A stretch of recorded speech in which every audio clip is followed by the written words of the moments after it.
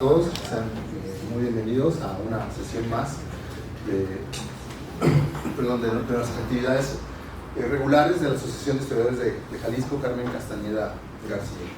En esta ocasión, vamos a retomar actividades con una mesa dedicada a la historia secreta de las drogas prohibidas en Jalisco. Una mesa que, estuvo programada tiempo atrás, meses atrás, pero por cuestiones ajenas a nosotros, pues se ha pospuesto y creemos que el tema es tan relevante que debía presentarse. Y qué mejor que aquí en la Casa Zuno, que es, digamos, nuestro espacio cotidiano de las sesiones de nuestra asociación. El día de hoy pues tenemos 5 ponentes especialistas sobre el tema de las drogas en Jalisco. Nos acompañan el doctor Jorge Alberto Trujillo Guetón, Ezequiel Jiménez, Carlos Andrés Ramírez Fierro, José Alfredo Sánchez Goitia y José David Vázquez Márquez. Digamos que cada uno de ellos ha hecho investigación relacionada con el tema de las drogas, las toxicomanías, particularmente en Jalisco, para los siglo XX, ¿no? Y comenzamos con la presentación del doctor Jorge Alberto Trujillo. Él es doctor en Ciencias Sociales por el Colegio de Michoacán, actualmente es profesor e investigador en el Departamento de Historia de la Universidad de Guadalajara, forma parte del Sistema Nacional de Investigadores, nivel 2, ha participado como ponente y conferencista en diversas instituciones de educación superior nacionales e internacionales y es autor de varios libros, como Entre la celda y el muro, Rehabilitación social, Prácticas carcelarias en la penitenciaría jalisciense Antonio Escobedo, 1844-1912, editado por el Colegio de Michoacán, y Las llamadas nefandas drogas, toxicómanos, traficantes y gobernantes, Jalisco, 1914-1950, editado por la Universidad de Guadalajara.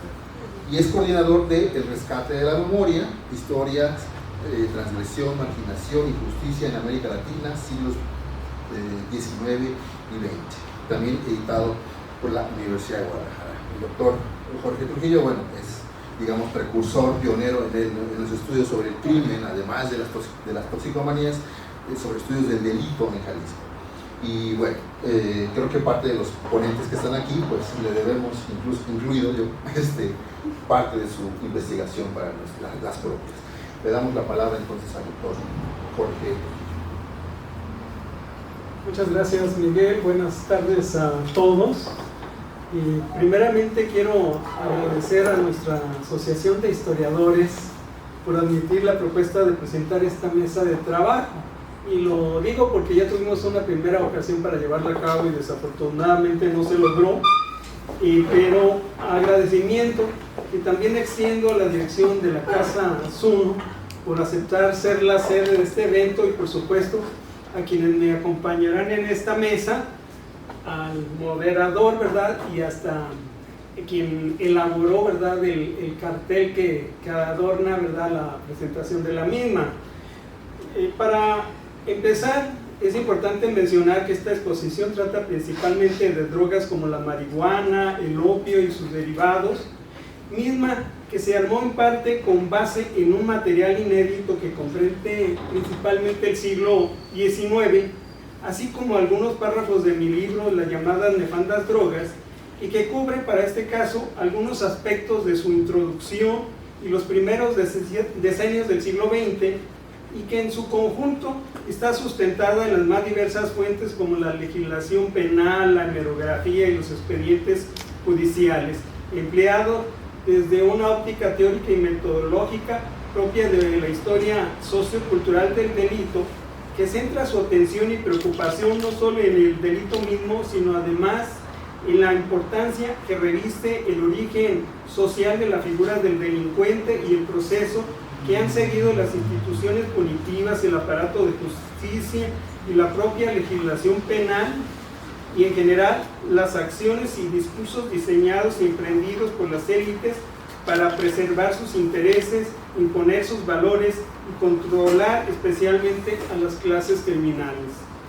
Aun cuando esta exposición contempla el siglo XIX y los primeros decenios del 20, voy a empezar leyendo una editorial del diario El Informador, titulada Obre Prisciliano, publicada el 7 de noviembre de 1940, cuyo autor hizo una crítica al hecho de que de nueva cuenta se detuviera a pequeños productores y vendedores de marihuana, quien afirmó que nadie había muerto por consumir el cannabis, contrario a lo que ocurría y ocurre por razones del alcoholismo, e hizo una comparación que representó una fuerte crítica social.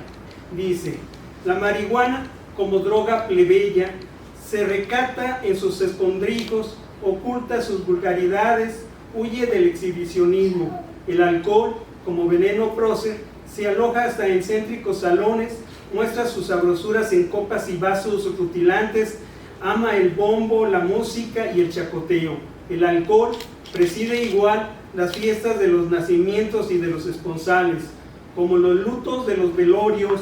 La marihuana, si acaso, arrulla la melancolía de los parias, les narcotiza su incultura, les adorna de flores visionarias la rusticidad de sus existencias. Los banquetes se rocían con vinos y las botellas dan un regocijado escándalo al descorcharse. Ninguna comida se ameniza con chupetes de marihuana, ni siquiera los eventos académicos, cuyos cigarrillos se tuercen sin ruido. Locuras aconsejan la marihuana y otras diabluras peores discurre el alcohol, y cuando aquella riñe saca la chaveta que se hunde en el estómago que perfora, pero cuando riñe el alcohol desenfunda la pistola, truenan los balazos y silban los proyectiles asesinos. Cierro la cita. El párrafo citado marca una clara división entre las drogas aceptadas socialmente como el alcohol y aquellas que han sido prohibidas por el propio Estado como la marihuana. El cultivo, el comercio y el consumo de drogas tienen una larga historia que, según Antonio Escotado, un importante especialista en el tema, se remontan al menos desde el tercer milenio antes de Cristo, pero las drogas han tenido y tienen usos y significados diversos que se asocian, por un lado, con la religión, la salud, la gastronomía, y por el otro, con el placer, el relajamiento y la alteración de los sentidos. Bajo fuertes intereses económicos, políticos, científicos y aún religiosos, no se ha dudado en dividir las drogas como aquellas que, de acuerdo a la norma del momento, puedan considerarse unas como lícitas o buenas y otras como prohibidas, ilícitas o peligrosas. Fue así como el alcohol, el café y el tabaco, que llegaran a ser consideradas como estimulantes socialmente aceptados, en otros momentos fueron terminantemente prohibidos. Tal fue el caso de México, cuando en el periodo revolucionario se prohibió el consumo del alcohol y la marihuana.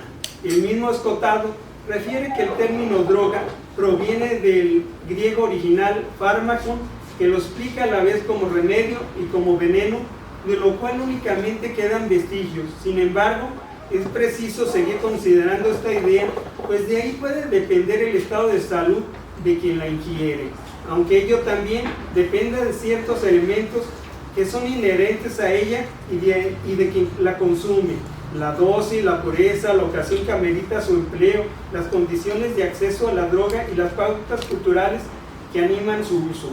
Por otro lado, las drogas psicoactivas no pueden ser meramente estudiadas desde una sola perspectiva, es decir, la que las explica si son o no inofensivas para la salud de sus consumidores.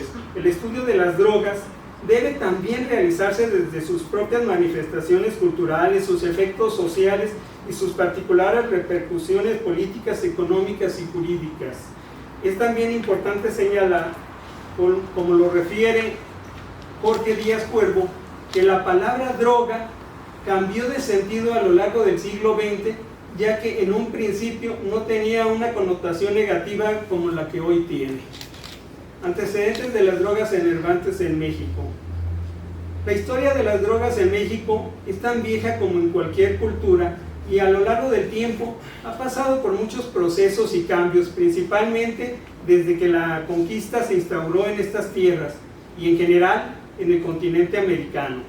plantas alucinógenas de las más diversas especies han sido consumidas desde hace siglos por las culturas indígenas con fines rituales, para uso terapéutico y aún con carácter recreativo o como alimento.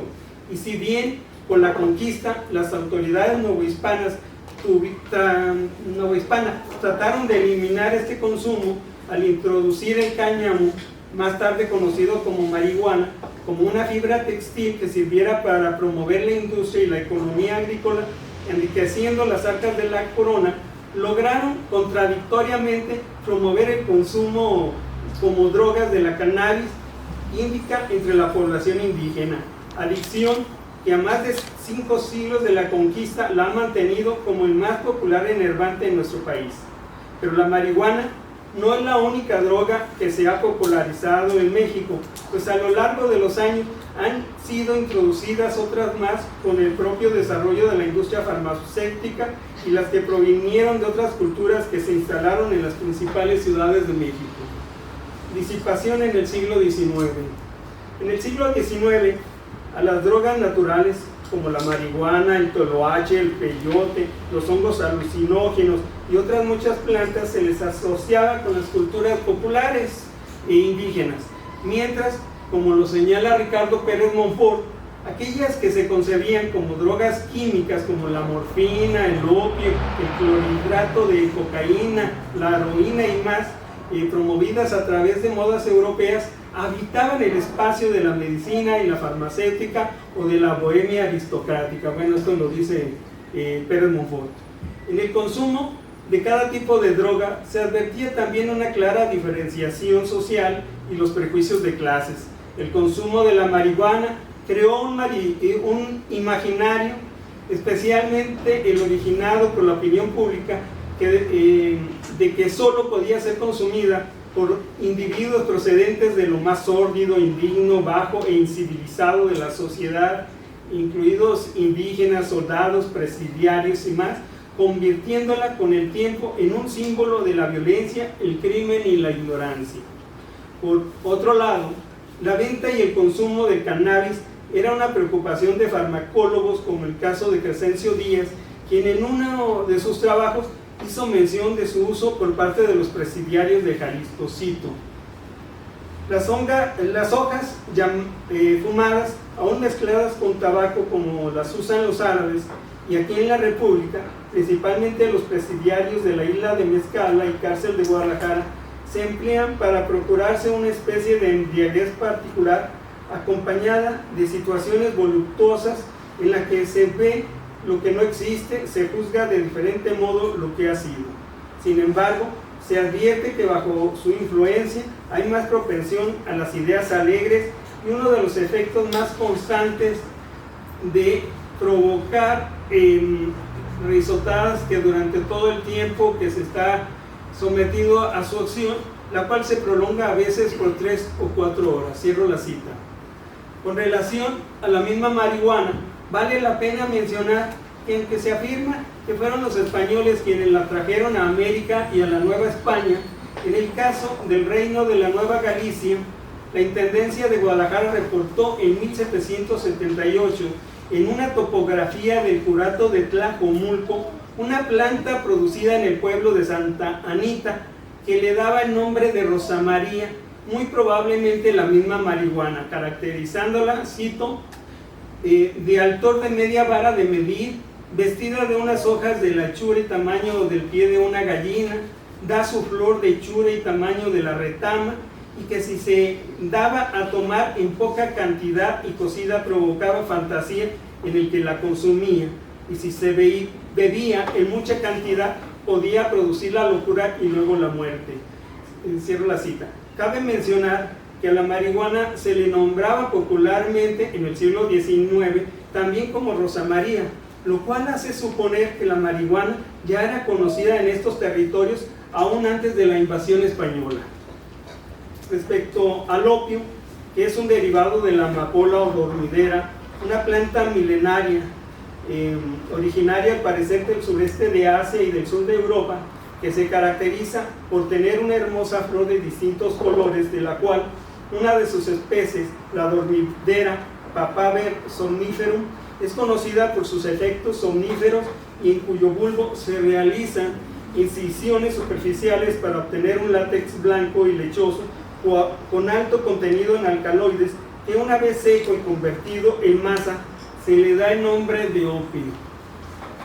La dormidera fue otra de las plantas que pudieron ser introducidas en la Nueva España por los conquistadores. El opio sería incorporado como un medicamento para curar diversos males y sería hasta mediados del siglo XIX que de él se produciría heroína, morfina, láudano y codeína. En Jalisco, los pétalos de la amapola eran también utilizados para elaborar un té empleado para dormir y sus hermosas flores adornaban los jardines de sus habitantes y eran ofrecidas en venta por aquellos que se dedicaban a la floricultura. El inicio del prohibicionismo. ¿Cuánto tiempo me queda? Bueno. Con el Código Penal para el Distrito y Territorios Federales de 1871, en su título séptimo, Delitos contra la Salud Pública, se consideró el castigo para aquellos que fabricaran o comerciaran con sustancias nocivas a la salud y que consistía en arrestos y multas económicas.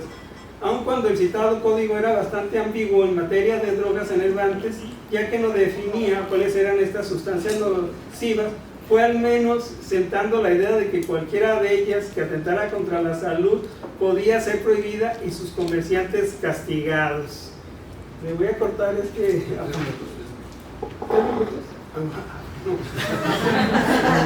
Está en primero un minuto. A ver si los tres los convierto en 5. Aun cuando el citado código era bastante ambiguo en materia de drogas enervantes, ya que no definía cuáles eran estas sustancias nocivas, fue al menos sentando la idea de que cualquiera de ellas que atentaran contra la salud podía ser prohibida y sus comerciantes castigados. Casi como una calca de ese código, el propio para el estado de Jalisco fue decretado en agosto de 1885 y entró en vigor el primer día de enero de 1886. Con este código se castigó la embriaguez o ebriedad escandalosa, la cual no solo consistía en el consumo excesivo de alcohol, sino también de otras sustancias consideradas nocivas para la salud. El mismo código no solo castigaba a quienes comerciaban con las sustancias nocivas, sino que a diferencia del Código Federal ya lo hacía contra aquellos que consumían esas, y más cuando sus efectos en los adultos producían escándalo público o bien que hubiesen cometido algún delito bajo la influencia de estas sustancias. Me voy a saltar lo que queda de este apartado y me voy al siglo XX porque esa es la idea. Un poco antes del inicio de la Guerra Revolucionaria Mexicana y de la Primera Guerra Mundial, se reunió en 1909 en Shanghái la Comisión Internacional del Opio, la cual elaboró un primer instrumento de derecho internacional que trató de controlar la producción y distribución de esta sustancia, y fue el antecedente del Convenio Internacional del Opio celebrado en La Haya el 23 de enero de 1912 y que reunió a los representantes de países europeos, asiáticos y los Estados Unidos de Norteamérica, quienes firmaron dicho documento. El objetivo del convenio fue perseguir la supresión progresiva del abuso del opio, de la morfina y de la cocaína, así como de las drogas derivadas de estas sustancias. Fue así que a partir de este convenio se restringió, prohibió y controló el opio en bruto, el opio preparado, además del opio medicinal, la morfina, la heroína y la cocaína. Con este convenio, la guerra contra las drogas enervantes, más tarde llamados estupefacientes, había empezado a escala mundial. Por su parte, México no fue ignorado de dicho convenio y junto con otros países fue invitado a inscribirse a él.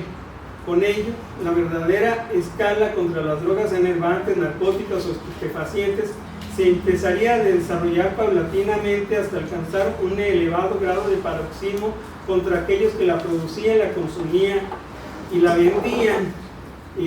Mientras esta escalada se iba fraguando en México, el gobierno de los Estados Unidos creó diversos sustentos normativos que fueron la base del prohibicionismo actual y que se impusiera en todo el mundo. Una de ellas, la Harrison Narcotics Act de 1914, que incorporó además del opio y su derivado a la cocaína como sustancia regulada. En cuanto a la marihuana o cannabis, correspondió a la Marijuana Tax Act su prohibición en ese país. Con esta medida, los Estados Unidos se estaban convirtiendo en la policía de la moral pública de todo el planeta. En paralelo a lo que ocurría a los países revolucionarios mexicanos, dieron un cariz singular a su campaña contra estas drogas, que de inicio se sumó a la ideología de la construcción del hombre nuevo y a una moral más conservadora que la de los propios porfiristas. Por ejemplo, en 1914, un año en el que se decretó en Jalisco la ley Aguirre Berlanga, y con ello el del prohibicionismo del alcohol y de algunas diversiones populares, y que dio lugar a un pánico moral promovido por el propio Estado, y que más tarde dicha ideología quedaría apuntalada en la Constitución Política de 1917, y se daría el siguiente paso para combatir a las sustancias peligrosas que degeneran a la raza, entiéndase con ello a la población indígena y a los sectores populares.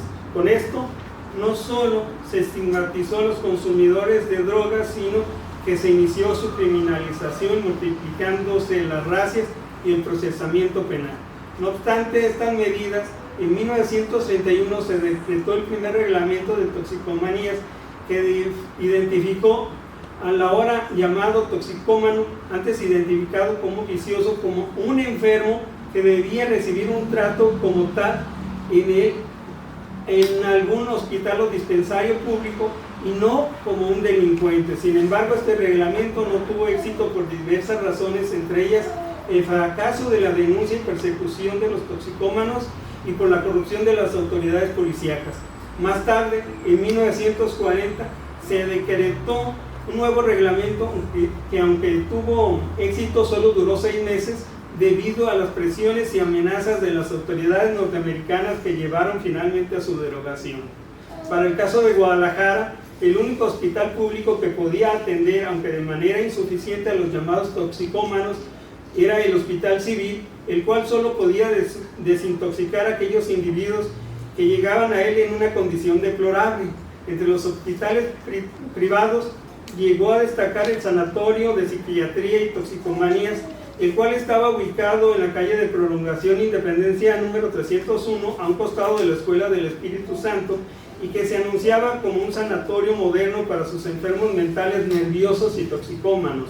La dirección de este sanatorio estaba a cargo del doctor Wenceslao Orozco de Sevilla, profesor de la Facultad de Medicina de la Universidad de Guadalajara.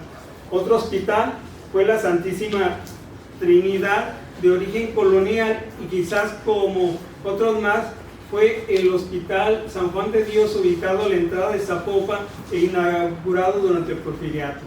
El estigma y el etiquetamiento como delincuentes no abandonaría a aquellos individuos que no renunciaban a su adicción y continuarían como un tal golfemio, dándole el gusto de la alteración de sus sentidos, tal y como lo refieren los siguientes versos, que forman parte de la oración del marihuano, publicado en el semanario Mamerto el 13 de junio de 1929. Ya para terminar voy a leer los versos, que son muy interesantes y divertidos. Querido Chalón, que no se pierda, que siempre la lleve junto a mi pecho, revuelta con canela, que así no apesta, y fumarla siempre cuando esté en mi lecho. Querido Chalón, que no se pierda. Dame más, Chalón, pues sabes lo que han sido las requemadas que me he dado con refino. Con el diablo mayor y sus 24 hermanos me he pasado con el monigote entre las manos. Dame grifa, Chalón, yo te lo pido. Te lo pido, Chalón, porque comprendo que no podré vivir sin la Juanita y de crudo. Chalón, me estoy muriendo sin poner la firma ni hacer la maquinita. Te la pido, Chalón, porque comprendo que no podré vivir sin la Juanita. Gracias, es todo. Bueno, Ezequiel Jiménez ha sido ponente en el coloquio del 50 aniversario de la licenciatura en Historia, organizador y asistente en el Congreso Internacional La Revolución Mexicana en la Literatura y el Cine, esto en noviembre del 2008. Ha sido organizador de la proyección de la película El Violín en el auditorio del Centro Universitario de Ciencias Sociales y Humanidades en 2007. Participó en el curso Visualizaciones del Espacio, Reconceptualizaciones Espaciales en la Teoría Cultural Contemporánea en 2010. Se tituló de licenciado en Historia con la tesis Los frutos del mal, del opio en la rifa, usos, medicamentos y criminales en Guadalajara, 1917-1927. Actualmente se desempeña como docente en la Preparatoria 22 de la Universidad de Guadalajara. Y bueno, yo les voy a hablar un poquito sobre el consumo de la marihuana a principios del siglo XX, del 17 al 27.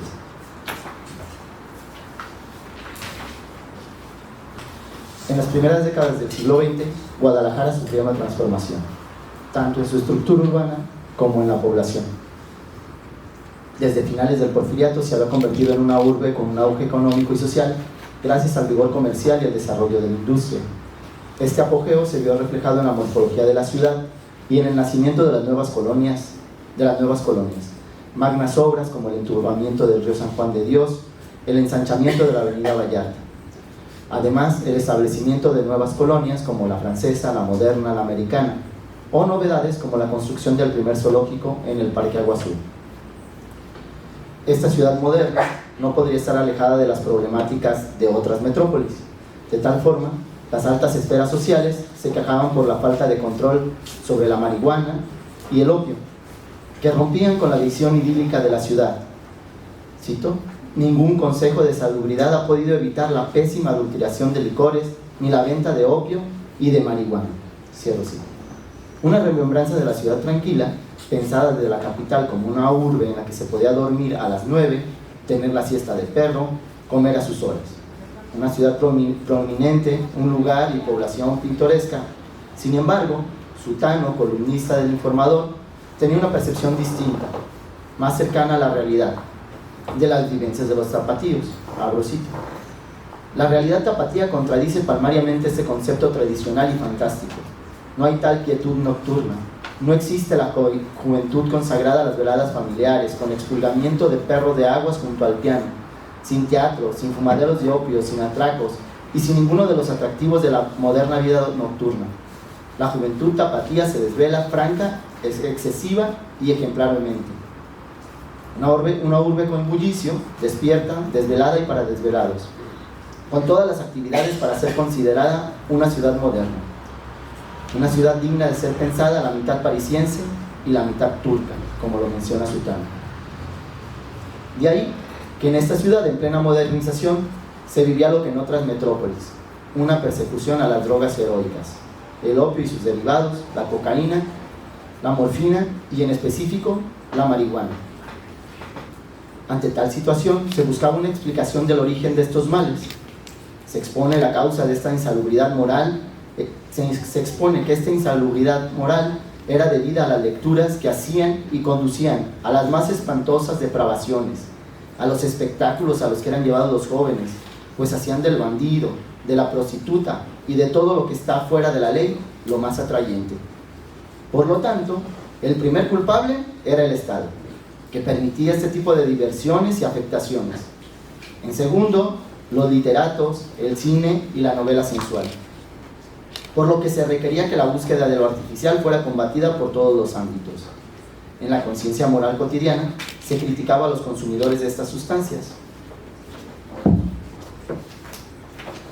Así se veía en la inmoralidad, se veía con inmoralidad el consumo un peligro para la sociedad, y se proponía que se les curase por medio del fuete, de la ducha y de los trabajos forzados.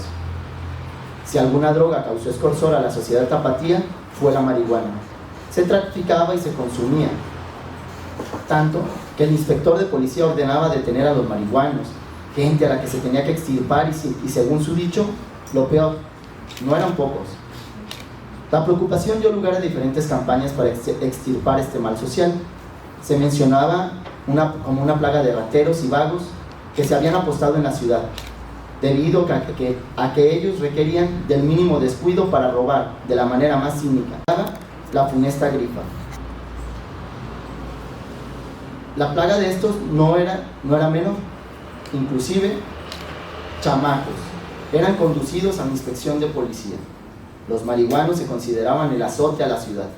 se reportaban cantidades crecientes, sin hacer excepción entre mujeres y hombres. Los delitos: rateros, vagos y marihuanos, frase que se repetiría de manera constante. Cada vez se sorprendían más individuos fumando la nociva hierba o en poder de esta. Se daba cuenta de ellos con nombre y apellido. Una situación distante a la que sucedía con individuos que consumían o detenidos con otro tipo de drogas. Las campañas daban cuenta de diferentes zonas. Fueron variando en distintos momentos, desde el Agua Azul hasta Oblatos, aduciendo que los grifos cambiaban sus puntos de reunión. Para adquirir la planta de Rosa María estaban los lugares como el Mercado Libertad, la estación de ferrocarril, la Alameda, el Jardín Botánico del Hospital Civil. La preocupación fue creciendo, de tal forma que los detenidos que fumaran, vendieran o cultivaban podían tener distintas cantidades. Se mencionaba desde llevar un cigarrillo, un bulto, hasta un cajón, o cultivar un bosque. Abro cita. En la casa de Ángel García fue encontrado un bosque de marihuana, que su dueño cultivaba con mucho esmero. Aunque la tala de bosques está prohibida, las autoridades ordenaron se destruyeran todos los arbustos y mandaron reducir a prisión al mencionado García.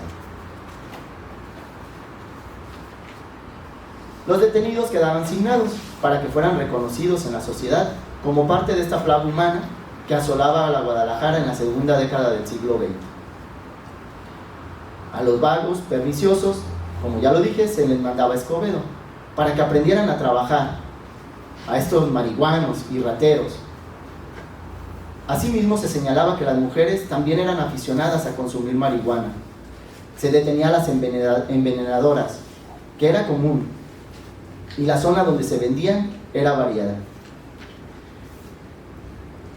La asociación del delito y la marihuana fue una constante, pues se aseguraba de manera reiterada que a quien se detenía con cannabis era ratero. La marihuana representaba en sí misma la maldad y la mezquindad. El solo hecho de encontrar a una persona fumando con un cigarrillo o un paquete que tuviera marihuana era suficiente para criminalizar a los usuarios. Abro cita. La maloliente marihuana sigue siendo la causa de que muchos vayan a pagar su vicio a las mazmorras de Escobedo. Los que ayer cayeron al bote por dedicarse a la grifa fueron Alejandro Guerra y Luis Lara, quienes se solazaban en el Parque Morelos con el humo de la nauseabunda hierba. De tal forma que los lugares donde se realizaban las detenciones eran variados: parajes públicos, baldíos, hasta templos, con el fin de confundir el olor de la grifa con el incienso del recinto. Los espacios para fumar no eran exclusivos, de tal forma se comenzaron a encontrar fumaderos. La cuenta de los detenidos era creciente, así como la colección de sobrenombres para designarlos: rateros, vagos, hembras del mal vivir, hembras de pelo en pecho, locos, asesinos, comunistas, pobres, etc. Cualquiera de estos motes servía para aquellos que fumaban la prohibida hierba. El vicio de fumar se consideraba incorregible. No valían los medios que se buscaran para moralizar. Se les enviaba a prisión para que aprendieran a trabajar. Se opinaba que la marihuana se había convertido en lo que el opio era para los chinos. Los efectos que causaba eran una lucidez que poco a poco se convertía en lo contrario. Actuaba como un excitante que empujaba la mente hacia adelante. Como consecuencia la dejaba inerte y perezosa, con cierta tendencia a retroceder, a la idiotez. La marihuana se consideraba un veneno para el pensamiento y la buena moral. Se decía que este vicio, que rápidamente se va extendiendo en nuestro pueblo, y es preciso estudiar la manera de contrarrestar la propaganda en bien de la colectividad. Los marihuanos son individuos que ejercen esta profesión, hacen uso de la nociva hierba con el fin de tener valor suficiente para llevar a cabo fechorías. Pues, según su dicho, la marihuana les es benéfica, ya que los hace acariciar el sueño de que contra ellos nadie puede. Los consumidores adquirían, según lo que decían, la malicia, la perversidad, para el robo, para el asalto, y se preparaban para el ejercicio de la ratería. Se decía también, abro cita, que el vicio de la marihuana, de una manera sorprendente, se extiende entre nosotros, y principalmente entre la clase baja de nuestro pueblo. En ellos ha tomado tal incremento hasta el punto de no haber individuo de clase humilde que no sea sorprendido por la policía y se le recoja una provisión de la maléfica hierba. Concluyendo, se fue construyendo e incidiendo en la idea tanto sobre el estereotipo de los consumidores como generalizando la percepción negativa sobre los usuarios y las sustancias, llevando a que se percibiera como un mal social. Los lugares de consumo y venta de la hierba mala, coincidencia con la actualidad, se reportaban en zonas específicas como la Alameda, hoy el Parque Morelos, la antigua estación del ferrocarril, es la zona de los Dos Templos, San Juan de Dios, la colonia La Perla, el Jardín Botánico que está frente al Hospital Civil Viejo, el Agua Azul, el barrio de Mexicalcingo, Oblatos y San Andrés. La marihuana, como ya lo dije, se asoció a las clases bajas e incidió en que fuera la primera droga en ser criminalizada y que se criminalizara a los usuarios. Del enervante se decía que era el que consumían principalmente los pobres. Como comentario, 1 gramo de clorhidrato de cocaína costaba 1 peso con 50 centavos y 3 pitillos de marihuana costaban 10 centavos. Al servicio de necesitados se creó una serie de concepciones acerca de los consumidores de marihuana que lograron establecerse y mantenerse en el imaginario colectivo, en el imaginario social hasta nuestra época. Ser marihuano era sinónimo, y creo que es, de vago, ratero, pobre, asesino, violenta, comunista, loco, idiota y rata. Y los que me faltaron. Por otro lado, los controles que se establecieron en las distintas campañas, ni los controles que se establecieron en las distintas campañas, ni las legislaciones, ni la preocupación social impidieron que dejara de haber consumidores. Finalmente, alrededor de la marihuana se fueron construyendo ideas moralizantes que contrastaban con los usos anteriores que tenían como el fin curar o divertir. Criminalizar fue el antecedente de delinquir. Gracias. Pasamos a la siguiente presentación, que nos cuenta de Carlos Andrés Ramírez Fierro. Él es licenciado en Historia y maestro en Historia de México por la Universidad de Guadalajara. Como áreas de investigación, se dedica a la historia social y cultural del delito, específicamente en torno a la prohibición, consumo y tráfico de las llamadas drogas enervantes en Jalisco durante la primera mitad del siglo XX. El día de hoy nos presenta el tema La Penal de Oblatos, espacio de regeneración o de degeneración, consumo y tráfico de drogas enervantes durante 1930-1940. Muchas gracias por estar aquí. Antes que nada quisiera agradecer a ustedes los asistentes, a los compañeros ponentes, a los organizadores del evento y bueno, la Casa es uno que nos abrió las puertas y principalmente al doctor Jorge Trujillo, que de una u otra manera nos ha congregado aquí y nos ha acompañado a lo largo de todas nuestras investigaciones. Es un honor, como siempre, poder compartir una mesa contigo. Y bueno, para platicar sobre el tema de las drogas ilícitas, un tema que por desgracia es sumamente relevante para comprender nuestro desgarrador presente y devenir histórico. En esta breve presentación solo les voy a dar un fugaz repaso sobre los orígenes de la antigua penitenciaria de Oblatos, su accidentada construcción, los cambios sociales y espaciales que trajo para la zona oriente de la ciudad, así como para los internos y sus familiares al efectuar las visitas.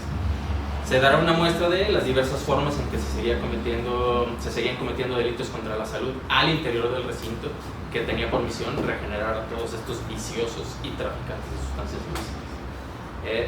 Para observarse que tales objetivos eran imposibles de alcanzarse, al existir una imbricada red de contrabando al interior de la colonia penal desde los primeros años de su fundación. Por lo que podemos decir que estas situaciones no solo eran la norma en muchas instituciones carcelarias, sino, como lo sabemos, lo siguen siendo.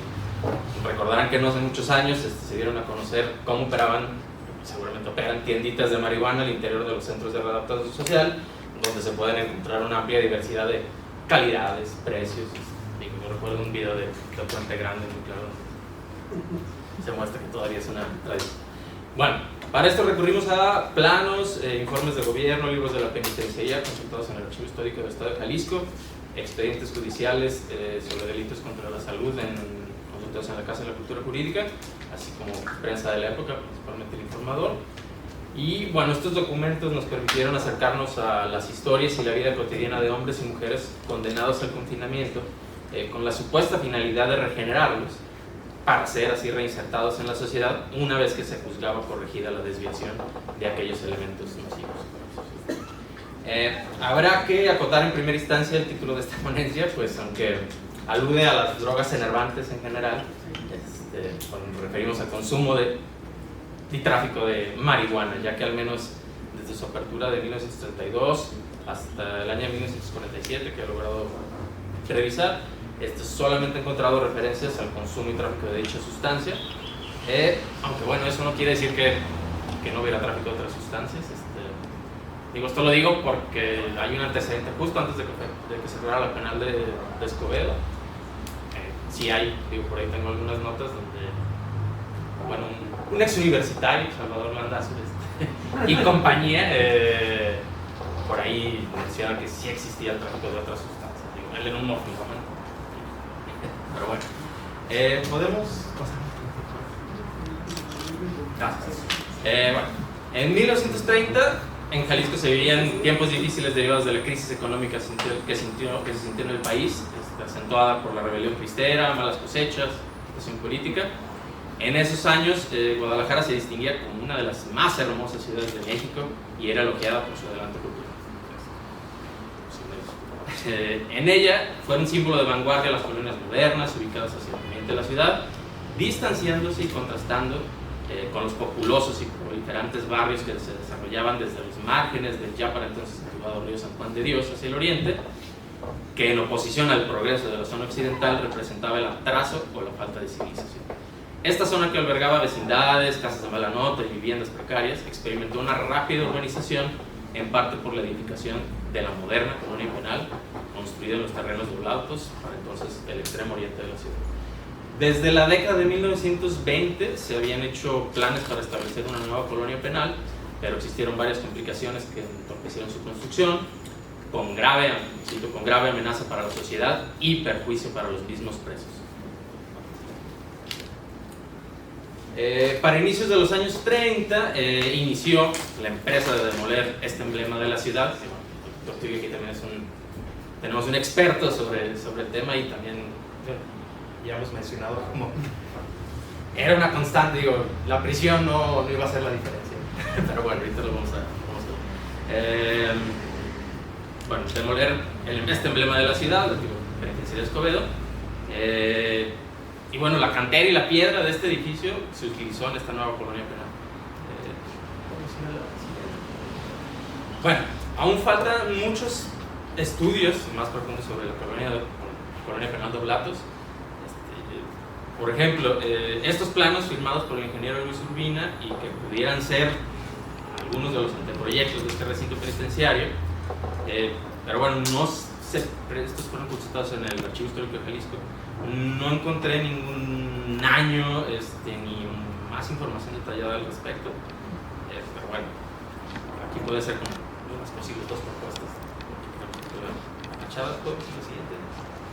Son del mismo Luis Urbina, Departamento de Procesados, Departamento de Mujeres, y este es un plano general de todas las áreas, ¿no? Este de aquí es el que creo que sí corresponde. Bueno, con la anterior se puede ver más o menos la correspondencia, la similitud. Bueno, no ser exactamente iguales, pero esto creo que fue lo que sí quedó ya más concretamente aterrizado. Ya por lo menos tenemos el año, que dice 1932, y corresponde a la penitenciaría de Oblatos. Bueno, para mitad del año de 1931 se entregaron ya los pabellones destinados a talleres. Aquí podemos ver, no sé si se alcance a ver, pero bueno, si no, ahorita les explico brevemente. los pabellones destinados a talleres, biblioteca y lavaderos, los 3 grupos de celdas de castigo, estando por terminar, el gran estanque que va en el centro del espacioso edificio y las 600 crujillas que se destinarían a la prisión.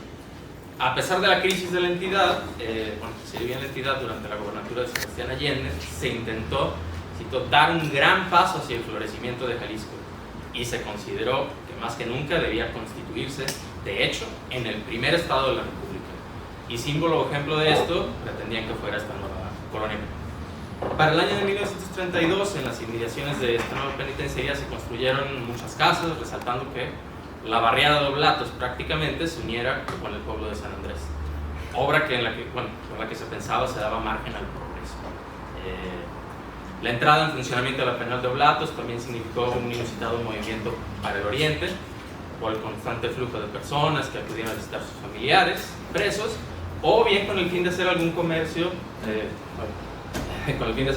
con diferentes artículos, incluidos entre estos, como veremos, sustancias que degeneraban la raza, como la marihuana. Las obras concluyeron el día 8 de julio de 1932 y se creía que, a diferencia del recinto penal anterior, este contaba, cito, con todos los adelantos de la época, calificado en su género como el único en la República, y de lo cual se siente altamente orgulloso el Estado de Jalisco, pues la idea que se tuvo para su construcción fue la que, siendo el fundamento de la pena la regeneración del inculpado, el reo no encontrará en su cautiverio la venganza de la sociedad, sino el taller moral y material que lo pueda devolver al seno de la misma, útil y regenerado. Bueno, las mujeres tuvieron su propia cárcel separada, se construyó como un anexo. El nuevo recinto penal contaba también con comedores, escuelas, bibliotecas, salones para talleres de pesquería, lavaderos, almacén, regateras, baños, así como los departamentos de cárcel infantil para distinguidos, separos, un magnífico estanque y un campo deportivo, con lo que se ha logrado borrar el sello de las antiguas cárceles inquisitoriales para convertirla, de acuerdo con la ideología revolucionaria, en lugar que sea verdadero centro de reformación, en donde imperen el orden, la moralidad y el trabajo. Y bueno, así como nos lo venden, pues parece como un exclusivo club al que todos quisieron pertenecer. Bueno, la nueva penitenciaría, por medio de un constante y sistematizado esfuerzo, ha podido ser más que un lugar de reclusión y castigo, un centro de enseñanza y de posible regeneración. Con esfuerzo se logró organizar talleres de hilados, trabajos de mimbre, calzado, imprenta, encuadernación, talabartería, donde los presos podían adquirir un oficio y devolver a la vida y regresar a la vida social preparados para ganarse la vida honestamente. Se les brindaba educación primaria, formación de hábitos de aseo, disciplina social, educación musical y artística por medio del departamento escolar y del ambiente de aseo y de embellecimiento de los jardines del interior de la prisión. Se intentó también fomentar la práctica de deportes como fútbol, básquetbol, béisbol, con el fin de estimular competencias con equipos extraños al establecimiento. Ahorita vamos a ver un caso relacionado con este simple. La siguiente, por favor.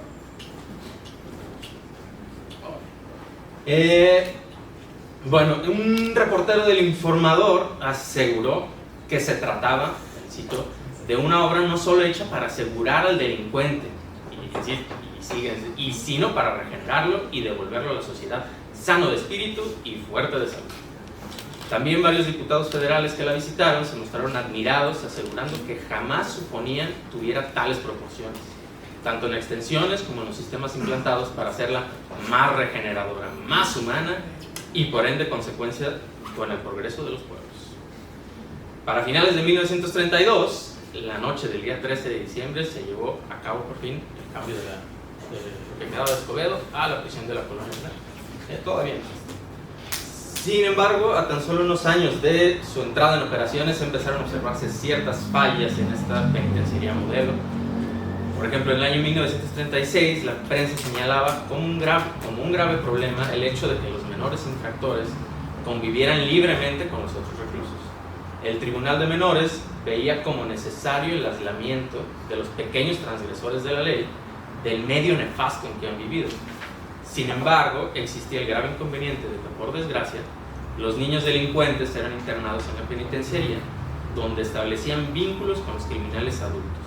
Con cierto tono de alarma, el informador denunció que, cito, con semejante procedimiento se frustraban por completo cualquier propósito de regeneración que pudiera abrigarse. En la colonia penal, menores de 12, 14, 16 años ambulaban libremente mezclándose con los procesados y con los sentenciados, reos de toda clase de crímenes. ¿Qué mejor escuela de delincuencia pueden tener esas desventuradas criaturas? Así, los jovenzuelos de 16 a 18 años estaban en estrecho contacto con individuos viciosos, traficantes de marihuana y cocaína, contacto que les aseguraba para más tarde amistades nocivas en el estrecho medio de Guadalajara.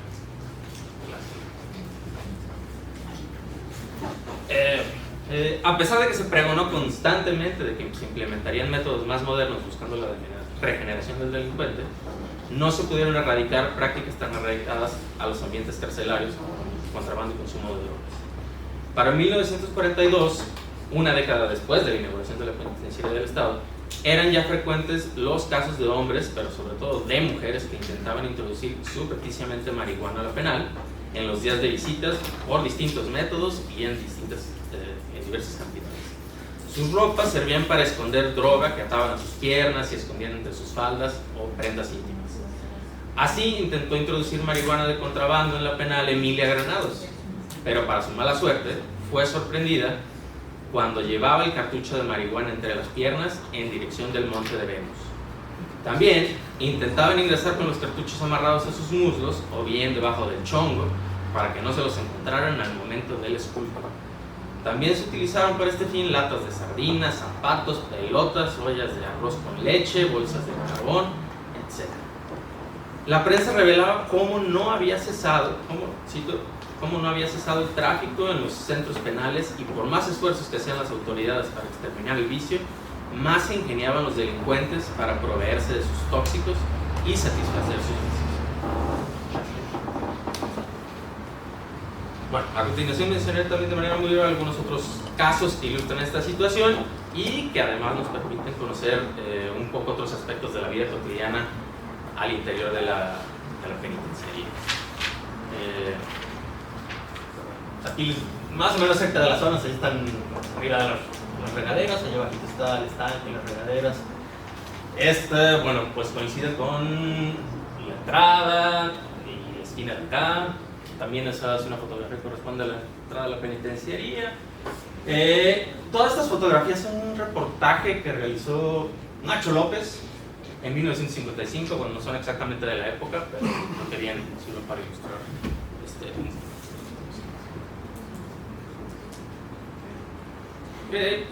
el 19 de octubre de 1940, el reo Camilo Hernández, de 23 años, refirió que aproximadamente a las 6 de la tarde fue a la huerta a comprar un centavo de té. Como sabía que estaba prohibida la entrada al campo, pidió permiso al celador Viviano Arias, y después de la compra lo llamó el policía Carmen Rentería, al que ya conocía por haber estado también recluido previamente en la penitenciaría.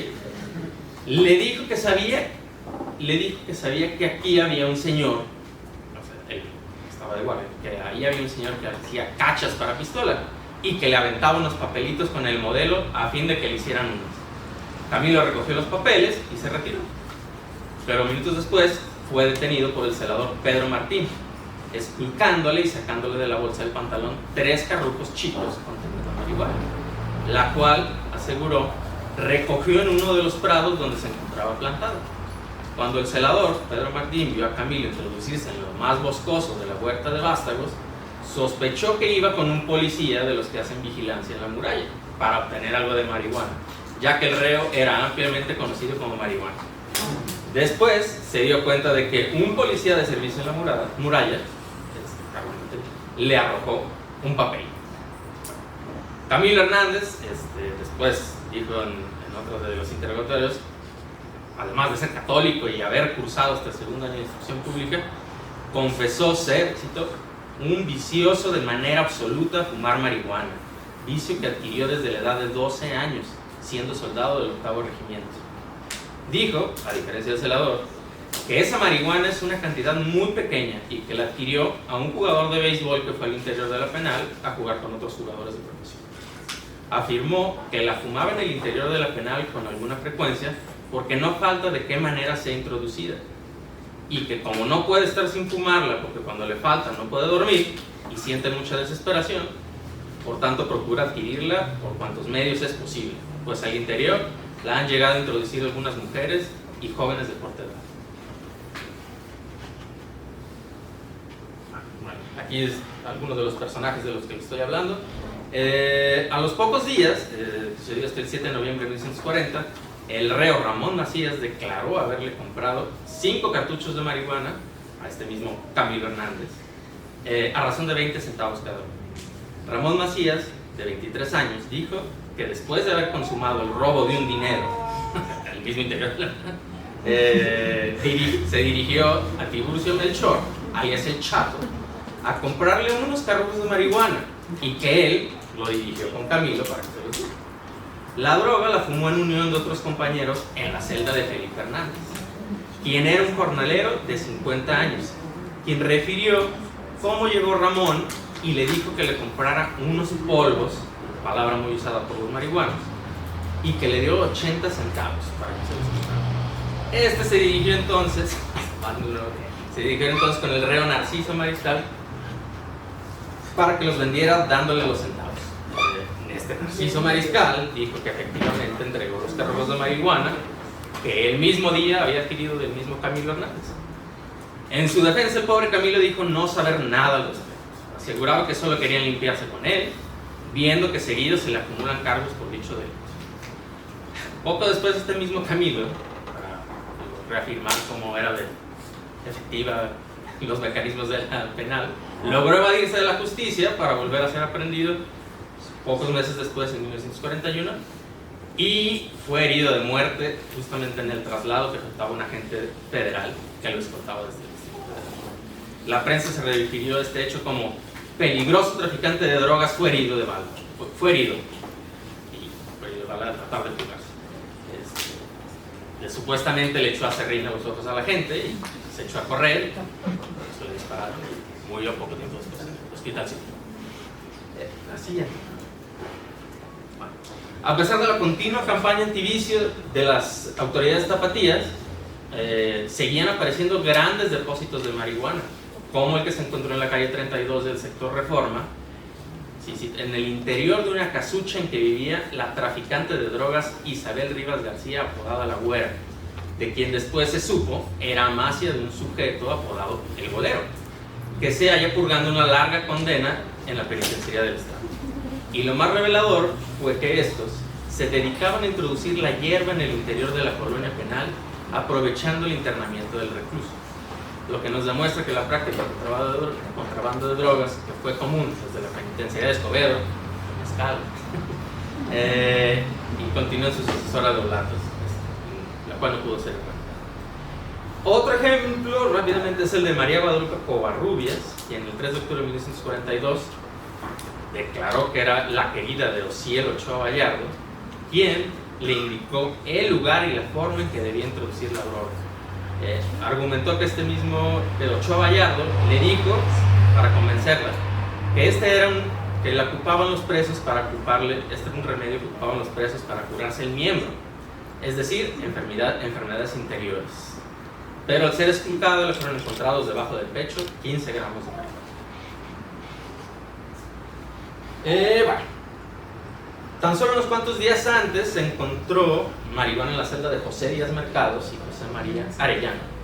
El hallazgo lo realizó el ayudante del primer bastonero, José Refugio González, también preso, quien fue comisionado para ir a practicar una zorra, se llamaban estas, enredadas en las celdas, donde encontraron un cuchillo y en una bolsa de un pantalón negro que estaba dentro de una bolsa de cartón, un paquete que contenía marihuana. Siguió buscando más y encontró que en los dobleces de una cortina de cartón que utilizan los presos para tapar la puerta de su celda y haciendo aretes de concha, y que él cree que la marihuana era propiedad de su compañero, que le puso la marihuana en sus ropas precisamente para eludir cualquier responsabilidad y echarle a él la culpa. Él no quiso dar parte del olor, imagínense el interior de la penal, no quiso dar parte del olor tan solo por temor a que lo perjudicaran porque él estaba a punto ya de terminar su sentencia y prefería quedarse callado para no meterse en ningún lío. Bueno, y bueno, aquí en este lado lo que quiero es demostrar nada más, esto es, bueno, lo tomé de mi tesis de maestría, solamente para mostrar, bueno, hay una gráfica en la parte superior que se indica de 1931 a 1947, realmente es un muy poquito porcentaje de, no solo en la prisión, sino en general en la ciudad, de casos de delitos contra la salud que hablan de otras drogas que no sean la marihuana. O sea, la marihuana es lo que predomina, ¿no? Y bueno, y están marcados, son oriente de la ciudad, los barrios bajos, y dos de las principales áreas donde encontré que se encontraron más referencias a casos de marihuana. Bueno, por ahí hay casos de opio, marihuana, laboratorios, y bueno, si se fijan, está un poco más marcados el oriente, y resalta obviamente la penitenciaría, uno de los sitios donde proliferaban estas prácticas. Y bueno, ya se me acabó el tiempo y nada, muchas gracias. Pues,